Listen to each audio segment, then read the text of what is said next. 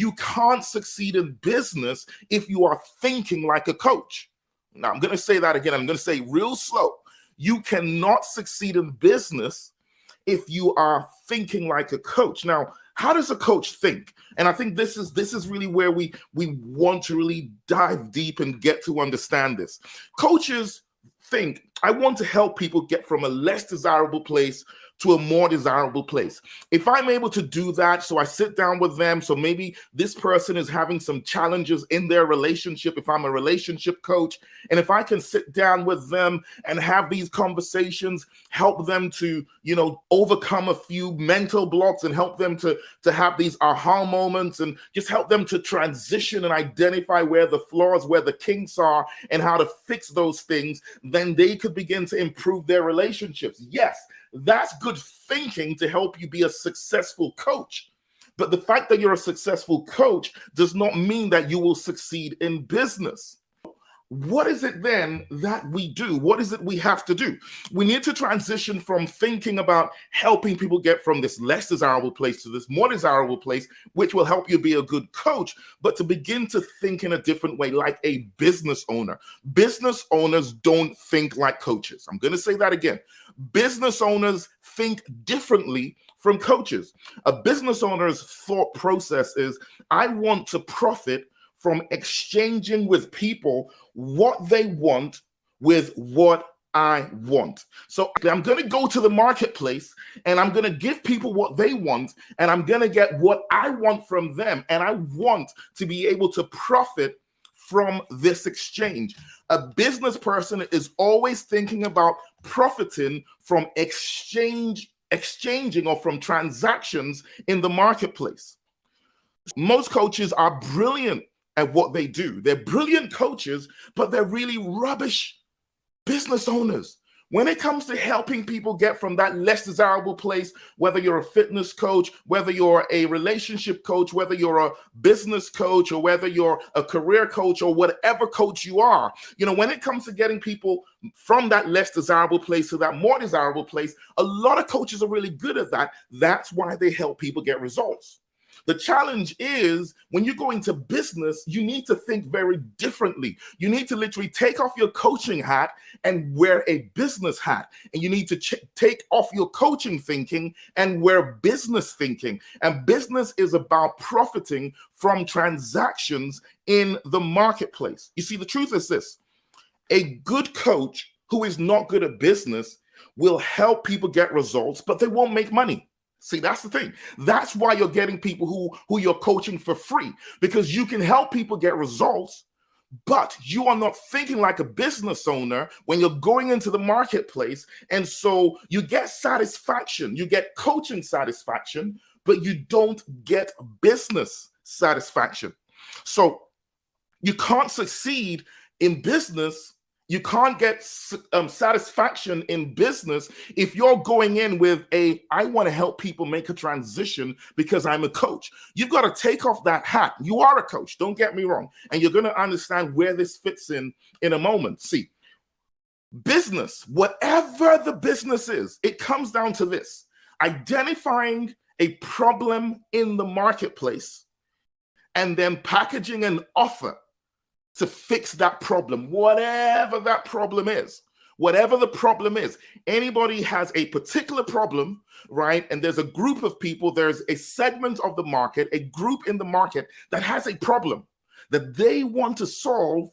And then you package something that you offer them to solve that problem that you will give to them in exchange for money, basically, right? So you package that offer that you're going to give to them to fix the problem that they want to fix. That's what a business is all about. And you're looking to do that profitably, which means what you get out of it from a financial perspective is more than what you put into it. Now, there's technically, keeping it really simple, there's really just three core aspects to this. Number one, talking about a business, you need to attract this person. So this segment of the marketplace who you are going to be solving problems for, you need to have a methodology for attracting this particular individual, this particular who wants to solve a problem. You've got to have an attraction method that is very effective for you. The second method you need to have is, now that you've been able to attract them, you've been able to get their attention, you've been able to bring them into your sphere of influence. You want to be able to convert them to a buyer. You want to get them to the point where they are ready and excited to give you money in exchange for what you're promising them. And the third thing that you want to do is you want to deliver what you promised them. Now, this is for a coach. The delivery bit is where your coaching expertise comes to play. The first part, which is the attraction, the second part, which is the conversion, right? It has nothing to do with coaching. It's actually with the delivery of your promise, that if you're a coach in business, where your coaching comes to play. You look at the profitable market segment that you're going in to solve a problem for, and you package your offer. You then identify what for you is the most effective attraction model that you're going to use to attract those people. Then also identify the most effective conversion model. And then finally, the most effective delivery model. What is the best way for me to deliver what I promised in a way that is going to wow my buyer, where they will believe that they got good value for money? And how can I do all this in a way that is profitable for me? That's what a business owner is thinking about. That is how a business owner thinks when they go into the market to do business. So you are a coach and you're good at what you do. You know that, you've been helping people get really good results. There's lots of testimonials from people that you've helped. So that validates that you can deliver. That's one of those 4 segments, technically, that you've sorted. But now that you're thinking like a business owner, the thinking has to be different. So first, let's look at the first part, which is the who is in the general marketplace, the person who would get the most value out of what I can deliver, so that I package an offer for the right person. I know you want to help everybody. I know as a coach, we care about helping a lot of people, but you've got to identify in the marketplace the people that I like to call your IPB, your ideal premium buyer, who will get the most value out of what you offer and is both willing and able to pay for it. You've got to identify who your ideal premium buyer is, the person who, if my coaching expertise will help this person get great results, and they would be glad to invest in my coaching, and they would be able to afford it. You've got to nail this pretty much early on. That's the first thing you need to be thinking about if you're going into business. The second thing now is, those people, they're out there in the marketplace, they're living their lives, they're doing what they would normally do. How am I going to be able to attract them into my sphere of influence, where they will be exposed to my brilliance, right? They will be interested enough to want to have a look at what I offer. How am I going to be able to find them? How am I going to be able to attract them and bring them in and expose them to my expertise, so they can begin to see how what I offer can help them get what they want? How am I going to do that? Now, that's how a business person is thinking. We've nailed who our ideal premium buyer is, the person who will get the best value out of what we offer and is both willing and able to pay for it. So you've done that. Now need to be thinking, how can I begin to attract that person into my sphere of influence? Critical. That's what a business owner is thinking about, because they know they're in this to make money, and they're in this to make good money. And so therefore, they will be looking to identify who is the person who they can deliver a good service for and who would be able to pay good money. And then they will then look at, how can I begin to attract this person in a very effective way into my sphere, into where I can expose them to my brilliance, so that we can transition them to the next phase, which is, how do I convert them from interested to becoming a buyer? And having a method in place that actually delivers that. Business people understand that that is critical. That is business. It's not about your website. Your business is not about your office or your business card. Your business is not a business if you're not converting buyers. No buyers, no business. And so converting buyers is critical to business owners. For coaches, helping people get results is what's critical. And so what happens is coaches are very glad and eager to just let it pass and don't worry about the money, because what really gives you satisfaction as a coach, and I know because I'm a heart-led coach, and this is one of the conflicts, internal conflicts we have as coaches, is what gives you satisfaction as a coach is when the people that you have helped transition from that less desirable place to where they want to be, and they're sharing their stories with you. When you can see the transformation your clients have experienced as a coach, as a real heart-led coach, it gives you joy, and that's great. But what gives a business owner satisfaction is at the end of the month, they look into their bank accounts, they can see how much they spent, and they can see how much they made, and they're really, really excited. And then the final element is where you then actually deliver the service. Let me kind of paint this picture for you so you will get it, because until you get this, everything else we share on this podcast wouldn't really matter. So let's just imagine hypothetically, right? You have a service. Let's just say your coaching service for want of $1,000. So you have a coaching offer that you charge $1,000 for. It's $1,000. Let's say in order to attract that individual where they're exposed to your brand and they see the value of what you have, it costs you $200 to be able to attract one person who will buy from you. And let's say it also costs you $200 to convert them from a prospect to a buyer, where they actually buy your coaching program. And let's say it costs you $200 to actually deliver the coaching service that you promised them. That means that you spent $600 and you made $1,000, which means you have $400 profit.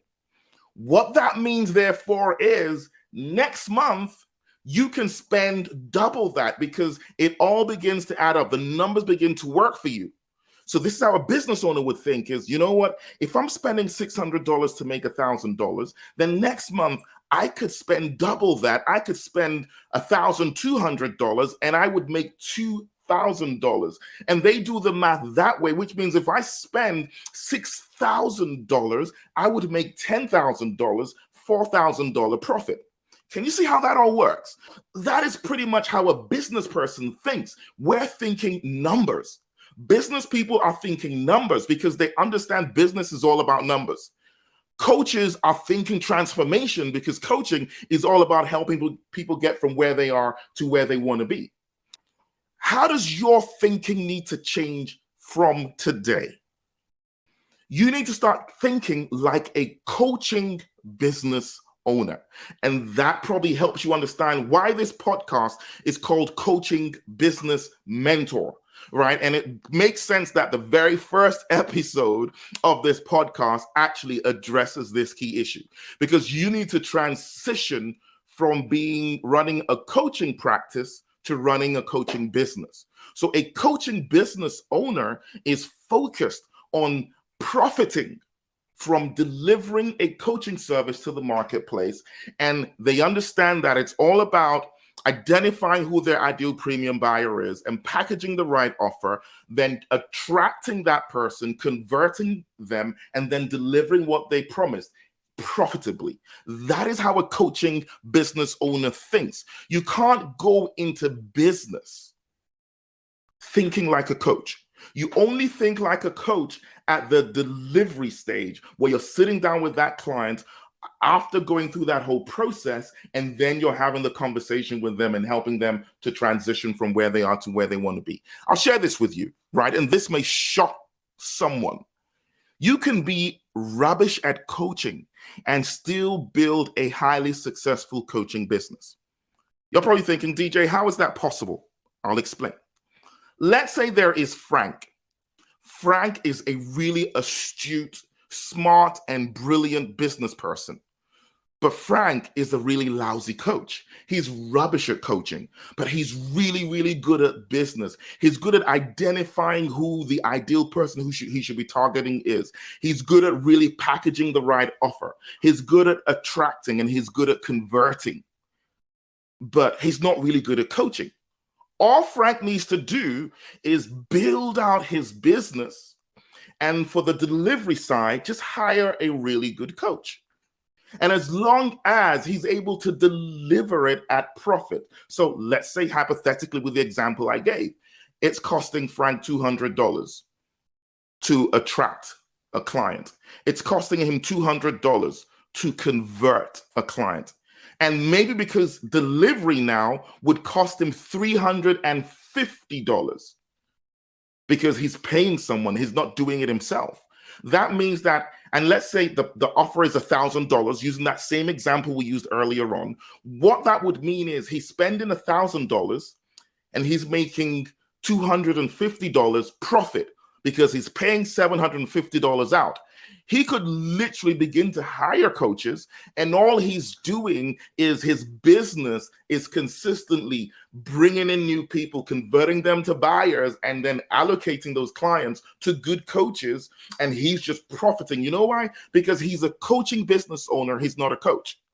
So for you who is a coach, yes, you would be doing the delivery because that's what we love to do as coaches. What I'm saying is you need to take off the coaching hat when it's time to do business and wear the business thinking hat, and only wear the coaching hat when you're looking to deliver the service to your clients. Now, there's a lot of things around traction and converting, and as you guys in subsequent episodes of this particular podcast, I will be sharing this stuff with you. I will be breaking it all down, sending your questions. The more specific you are with your questions, we will dive deep into these things. But the one thing I want you to take away from this particular episode, the one thing I really want you to hold on to is the fact that if you're going to succeed at transitioning from offering free to offering paid and having people paying you, it's not really about what you do first. It's about how you think. You need to start thinking differently. You need to start thinking like a business owner. You need to stop thinking like a coach until you're sitting there with a paying client and working with them to help them experience a transformation that you and I know that you're able to deliver. I promise you, just by doing this, just by shifting your thinking, you're laying the foundation for a very successful coaching business. The truth is, you deserve to generate a steady stream of clients. And yes, you deserve to get that satisfaction from helping people get great results and helping them experience a transformation that gives us joy as coaches. But you also deserve to be making money consistently as a business owner. So tomorrow, when someone walks up to you and say, "What do you do?" Don't say, "I'm a coach." Don't say, I am a fitness coach, or I am a relationship coach, or I'm a career coach, or whatever coach you are. Say, "I am a relationship coaching business owner." It's really amazing how by just saying that, they would relate with you differently, because I am a fitness coaching business owner. So they would, even just by positioning yourself that way, you're actually sending a different message to their brains. It's a subtle thing. And over time, I'm going to talk about the subtlety of communication and messaging and how these little things make a big difference. Don't call yourself a coach. Call yourself a coaching business owner. From the very get-go, let people identify you as a business person, not as a coach. You're a business person who does coaching. You're not a coach, right? Just begin to position it that way, and people would respect you more and find it easier to give you money. But you need to position it first for yourself before you begin to position it for others. You do this, and I promise you, you are laying the foundation for that transformation in your business. And you would begin to attract paying clients as you begin to restructure your business for success. I hope this has been good for you. I hope you can see how by switching your thinking, you will change how things begin to happen for you. You would no longer be this coach who people are always coming to for free stuff. But when it comes the time for them to pay, they all disappear. Why? It's not their fault. Honestly, it's been your fault thus far. The good thing is now that you know, you can change and you will transition from being a coach to being a coaching business owner and start to attract the money that you deserve. I hope this has been very useful for you. I hope you can see how this will bring transformation for you. This is our very first episode, and I'm really, really excited to have you listen to this all the way to the end. I'm going to encourage you to do a few things very quickly. Number one, subscribe to the podcast so every time we release a new episode, you will receive it. It's every Wednesday, new episodes drop. Make sure you look out and make sure you share this with everyone who you know who is a coach who could benefit from this. We really are looking to transform the coaching industry. And also, if you want to be featured on this show, all you need to do is in the show notes. There is the link there. Go ahead and submit your question, and I will answer your question live on the show. My name is DJ Sobanjo. I am your coaching business mentor, and I look forward to celebrating your success story. Keep on being the amazing, phenomenal leader that you are, and see you at the next episode. You have been listening to the Coaching Business Mentor podcast, the podcast focused on giving premium business advice to heart-led coaches, helping them get more clients, help more people, and make more money consistently. If you enjoyed this episode, I'd like to encourage you to do 3 things very quickly. Number 1, subscribe to this podcast. Number 2, I'd like you to leave a review about the podcast and how useful it was for you. And number 3, I would like you to share this podcast episode with 3 coaches who you know would benefit from this. Thank you so very much for listening. If you do want to follow me, you can find me on Instagram. It's DJ Sobanjo, and I look forward to continue to be a part of your success story. Let's keep on changing lives, and let's keep on making our world a better place and getting paid as we do so. This is DJ Sobanjo. See you on the next episode.